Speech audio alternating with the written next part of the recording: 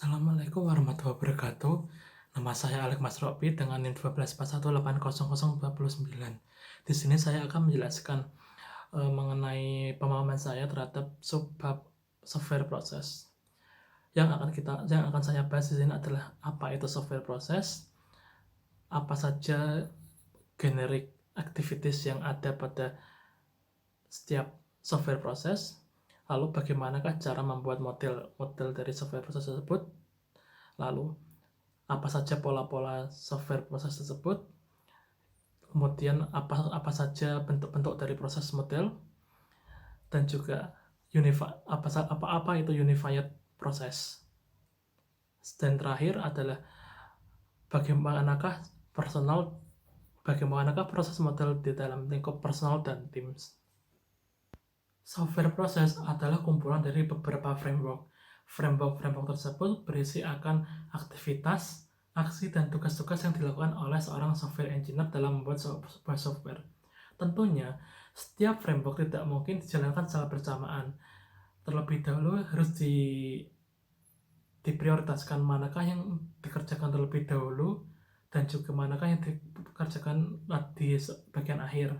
Untuk itu diperlukanlah sebuah proses flow.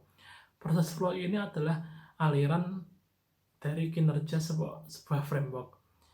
Di sini terdapat 4 dari proses flow. Yang pertama adalah linear, yang kedua adalah iteratif, yang ketiga adalah evolutionary, dan yang keempat adalah parallel flow.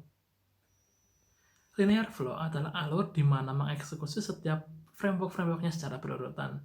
Sedangkan iterative flow, dia akan mengeksekusi perintah framework selanjutnya setelah mengulang beberapa framework sebelumnya.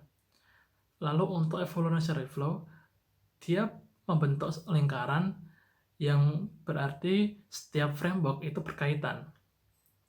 Lalu untuk parallel flow, dia dapat mengeksekusi dua buah framework dalam satu waktu. Setelah mengetahui alur-alur apa saja yang ada, sekarang kita akan membahas bagaimanakah cara membuat sebuah model proses. Langkah yang pertama adalah kita mengidentifikasikan apa saja framework yang dibutuhkan dalam pembuatan software tersebut. Setelah itu, kita akan mengidentifikasi tugas-tugas yang dilakukan selama pembuatan framework tersebut. Perlu diperhatikan juga dalam mengidentifikasi tugas tersebut, kita harus berorientasi pada tujuan awal pembuatan dari software tersebut. Lalu selanjutnya kita akan membuat sebuah pola dari prosesnya. Pola dari proses ini mendeskripsikan solusi dari setiap masalah-masalah yang ditemukan software engineer ketika pembuatan proses tersebut. Gunanya membuat pola proses ini adalah untuk menentukan keefektivitas dari suatu software yang akan kita bangun. Ambil di sini menggunakan ada sebuah template untuk mendeskripsikan sebuah pattern atau pola. Yang pertama adalah pattern names atau nama dari pattern tersebut. Yang kedua adalah force yaitu adalah letak dari masalahnya. Yang ketiga adalah typesnya. Yang keempat adalah initial context, yaitu kondisi sebelum adanya problem tersebut. Yang kelima adalah problems. 6 adalah solution atau solusinya. Yang ketujuh adalah resulting context atau hasil dari penyelesaian masalah tersebut. Yang ke-8 terakhir adalah relative patterns atau patterns yang mungkin berkaitan dengan masalah yang dihadapi selanjutnya. Untuk type itu sendiri ada 3. Yang pertama adalah stage pattern, di mana mendefinisikan masalah yang berhubungan dengan aktivitas di dalam framework. Yang kedua adalah task pattern, di mana mendefinisikan masalah yang berhubungan dengan aksi atau tindakan dalam framework. Yang ketiga adalah phase pattern, di mana mendefinisikan masalah yang terjadi pada urutan dari framework tersebut. Selanjutnya saya akan membahas berbagai jenis dari proses model. Yang pertama adalah prescriptive proses model, dan yang kedua adalah spesialis proses model. Untuk prescriptive proses model ini terdiri menjadi beberapa. Yang pertama adalah waterfall model. Waterfall model ini adalah pemodelan proses sesuai dengan apa yang ditentukan dengan customer pada awalnya. Kelemahan dari proses model ini adalah yang pertama, customer tidak menyampaikan segala bentuk kriteria secara penuh. Yang kedua adalah waktu implementasi yang terkadang tidak bisa terurut. Yang ketiga adalah customer harus lebih jeli. Bentuk lain dari waterfall model ini adalah V-model. Hanya saja di dalam V-model ini terdapat proses dari pengujian atau pencobaan hasil dari produk waterfall model. Pengujian ini sebagai bentuk dari implementasi dari proses-proses yang telah ada di dalam waterfall model. Selain waterfall proses model, ada juga incremental proses model, di mana proses model ini menggabungkan antara linear flow dan juga parallel flow, di mana setiap proses pada linear flow tersebut akan mengirimkan sebuah kode atau incremental yang nantinya akan diparalelkan dengan linear flow lainnya. Sebagai contoh, saya ambil aplikasi editing gambar. Editing gambar tersebut bisa digunakan untuk mengedit warna, mengedit kecerahan, dan juga mengedit apapun selama dalam konteks transaksi gambar. Gambar tersebut adalah kode incremental yang dikirimkan ke prosesi editing warna dan sebagainya. Selanjutnya saya akan menjelaskan mengenai evolutionary proses model. Ya, seperti yang kita ketahui, software sekarang ini semakin berkembang dan semakin kompleks. Maka tidak mungkin juga software model-model tersebut juga berkembang. Di sini disebutkan bahwa ada dua yang sering digunakan dalam model evolutionary ini. Yang pertama adalah prototyping, dan yang kedua adalah spiral.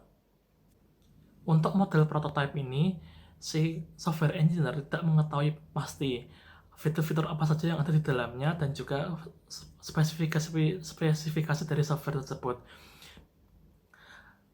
Software engineer hanya berkomunikasi dengan customer, apakah keinginan seperti apakah yang diinginkan customer, lalu dia akan membuat sebuah quick plan atau rencana awal, lalu kemudian dia mulai membuat modeling dan sebagainya.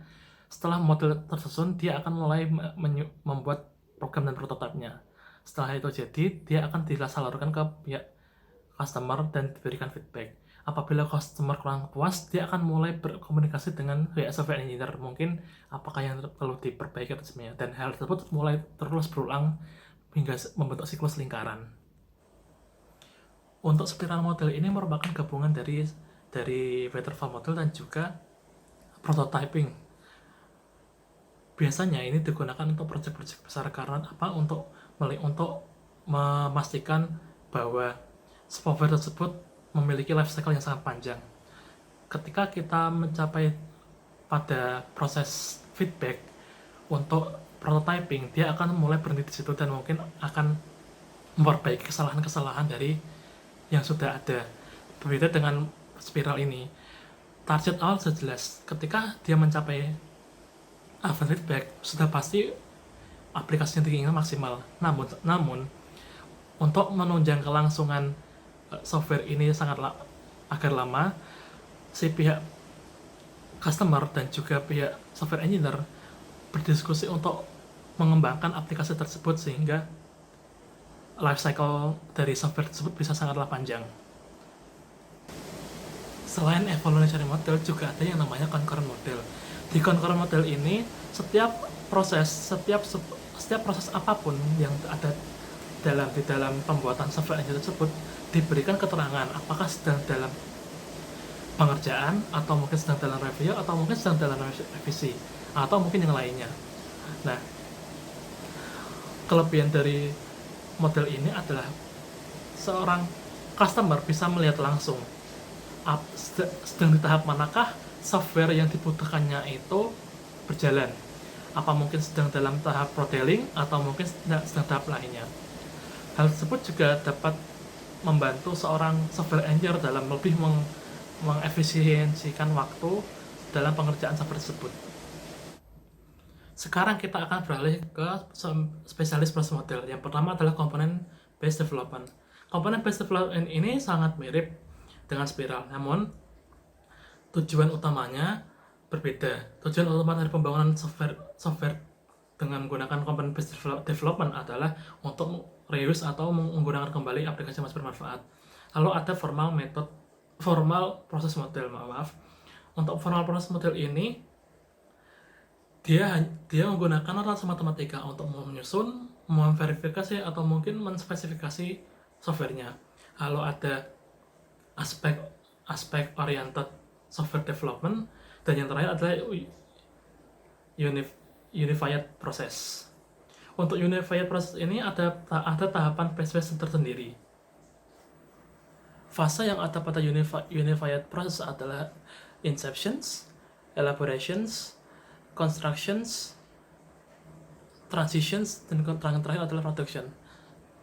Inception itu adalah fase di mana para stakeholder dan juga software engineer berdiskusi dan menentukan fondasi awal seperti arsitekturnya akan menggunakan apa, kemudian skopnya seperti apa, dan sebagainya. Lalu pada tahap elaboration, kita akan mencoba untuk memperluas skop yang telah terbangun terlebih dahulu supaya software ini dapat mencakup seluruh kalangan dan life cycle-nya mungkin akan lebih lama.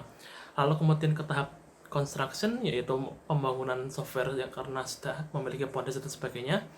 Lalu kemudian kita berada pada tahap atau fase transition, di mana pada fase tersebut dilakukan testing dan juga diberikan feedback jika mungkin masih ada beberapa yang kurang, mungkin kita akan kembali ke tahap inception untuk diteliti lebih lanjut. Jika mungkin terasa sudah oke, maka kita akan ke tahap production, di mana tahap production adalah peluncuran produk sekaligus untuk memonitoring apakah mungkin software tersebut berkembang di masyarakat atau mungkin laku di masyarakat. Sekarang kita akan beralih ke personal dan tim software process. Sebenarnya kedua tersebut hanya sama saja, hanya yang bikin itu berbeda adalah cakupannya, di mana personal software process itu lebih ke personal atau individu, sedangkan tim software process lebih ke dalam sebuah bentuk tim. Sehingga mungkin tim software process lebih terarah dan memiliki tujuan yang sangat pasti karena dalam bentuk lingkup tim. Sedangkan personal project lebih ke pemahaman akan apa yang dia kerjakan lebih tinggi. Namun keduanya memiliki step-step yang sama, ya. Pertama adalah planning, yang kedua adalah design, yang ketiga adalah design review, kemudian development, dan yang terakhir adalah implementation and testing atau mungkin postmodern. Planning adalah membangun plan awal atau rencanaan awal, kemudian membuat desainnya, kemudian kita desain review apakah itu mungkin lebih sudah bagus atau tidak, lalu kemudian di development atau mungkin mulai dibangun, lalu kemudian diluncurkan atau mungkin produk testing dan feedback. Sekian video penjelasan dari saya, apabila ada salah kata mohon dimaafkan. Terima kasih.